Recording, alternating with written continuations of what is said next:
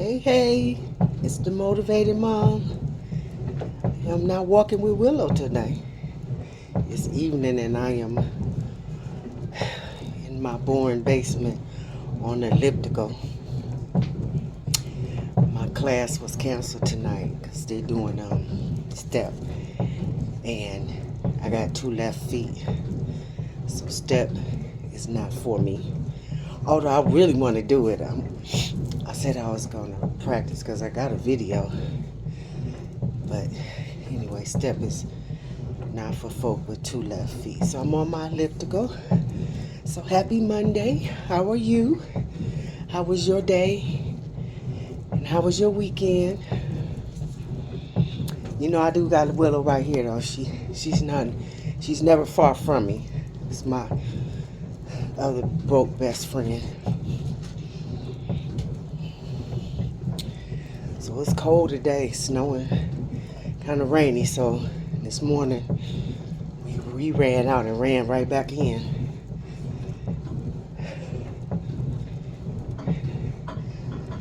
So I was looking at my Facebook memories, and I love those because sometimes things pop up that I forgot about.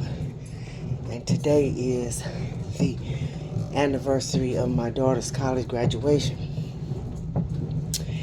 and it reminded me of a story, her educational journey when she was getting ready to go to middle school. She was really struggling. She hated to go to school. She was struggling with math, and I can definitely relate because I had my struggles with math as well. And I was doing everything I could to help her. And by them being preemies, my twins being preemies, they were a few months delayed, maybe 6 months, 6 to 8 months delayed from typical child their age. So they had a lot of catching up to do. But thank God for my mom, because they stayed home with her till they went to preschool, and she had them every day with school. She worked in the school system, so she had flashcards and math facts and reading, and she did all of that with them every day and taught them a lot of things that, you know, the doctor said that they probably wouldn't be able to do or they didn't know. You know, we were able to defy those odds. But anyway, it made me think about this. I was going to attending an IEP meeting for my daughter, and I always hated those meetings. I always felt intimidated, and sometimes they just seem like a waste of time. And so my daughter was struggling in math, and we were sitting around the table trying to come up with ways that we could help her. And I just kept telling the team, I said, you know, she can do it. I know she can. We just got to find a way, you know, to show her.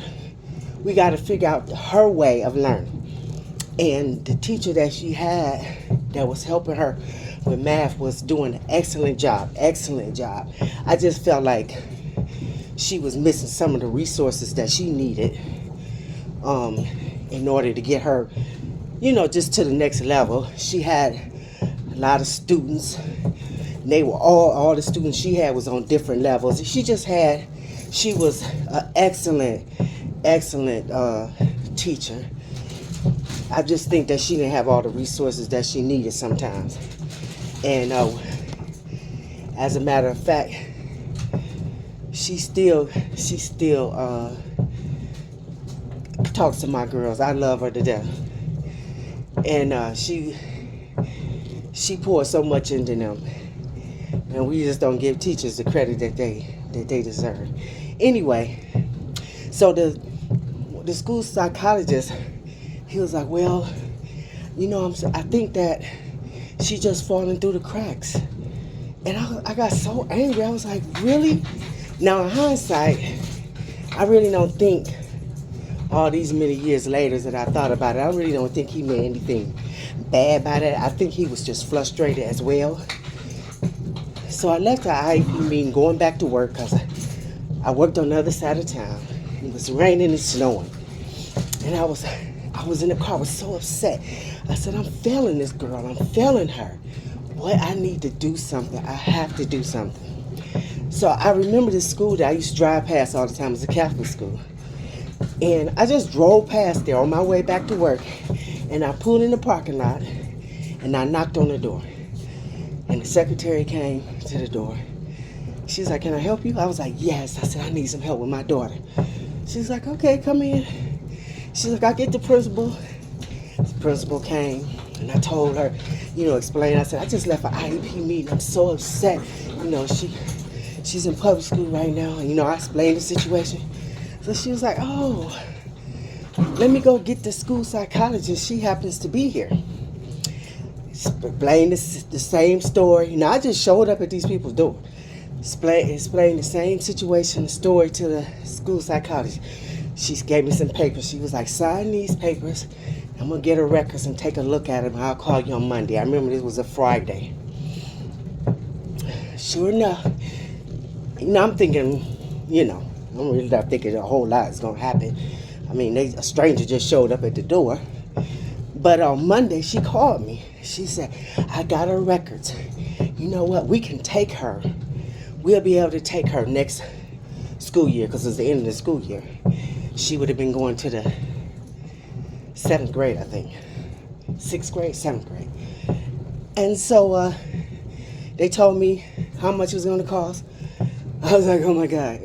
At the time, I think at the time it was like $52 a month, but that sounds crazy now, but at that time it seemed like a whole lot. And so my mom was like, I'll help you. So Jazz was all scared. She was like, I don't want to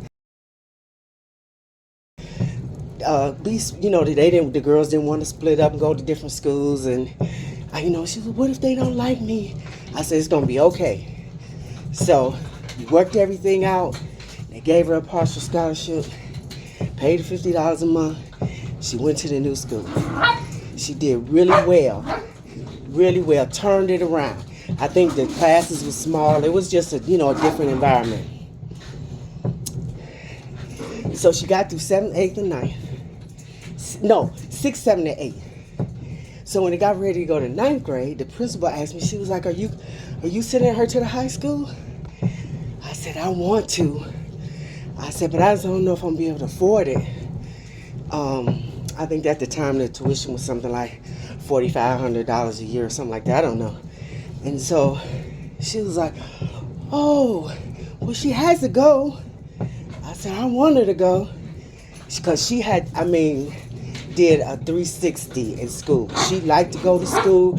And the funny thing about it was, when she got to the new school, the teacher who she had at the old school, her niece was the English teacher at the new school. And she's family too. We absolutely love her. And she's helped develop her love for English. And so the principal said, well, guess what? She said, there's a scholarship. Let me speed up. She said, there's a scholarship that she's probably going to be eligible for. And you should apply. I said, okay. She was like, and guess what? Guess who's on the board of the scholarship committee? Me. And we laughed, and so I applied, and we went through the process, and they took her, and she was able to go to the high school, and it was an excellent experience for her. When she got to the high school, she had to take the test, what was it? Some test to pass. I can't remember the name of the test right now. It's like a test you had to take at the end of the year to pass in math. I was like, and you had to take that, you had to pass that test to graduate. And she had, I think, 3 or 4 chances to take it. I was like, ugh. So the teacher we had, he was like, oh, don't worry, she'll pass. I'm like, I wonder why he's so confident. Sure enough, first time she took in 9th grade, she missed it by about 3 points. Next year, she took that test, and passed it. She had an excellent experience, wonderful teachers and kids, and they just loved her, and it was just an excellent experience. And I remember every school year they would have an award assembly, and there was always some sister or nun or some program that was always offering her money towards her tuition that I didn't ask for. It's just funny how God orders your steps, and just I don't know why he ordered my steps to go to that school that day and just knock on the door. And every time I get so full every time I tell this story because it's just amazing. And so she changed her disposition. She loved to go to school. She got involved in lots of different activities in school and had a wonderful experience. And so when it got time for her to graduate, because I knew how she felt about school, but I knew it had changed, she's like, I'm going to college.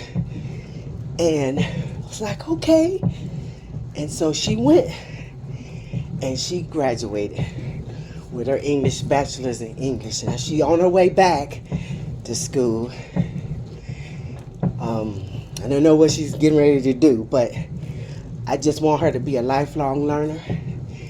And I'm telling this story to encourage you that sometimes you got to go with your gut. And my gut told me, stop at this school. I don't know why. But sometimes you got to go with your gut. And there are people out there who help you. I'll never forget the people that were put in our lives during that time. Some I've seen and talked to, some I haven't seen again.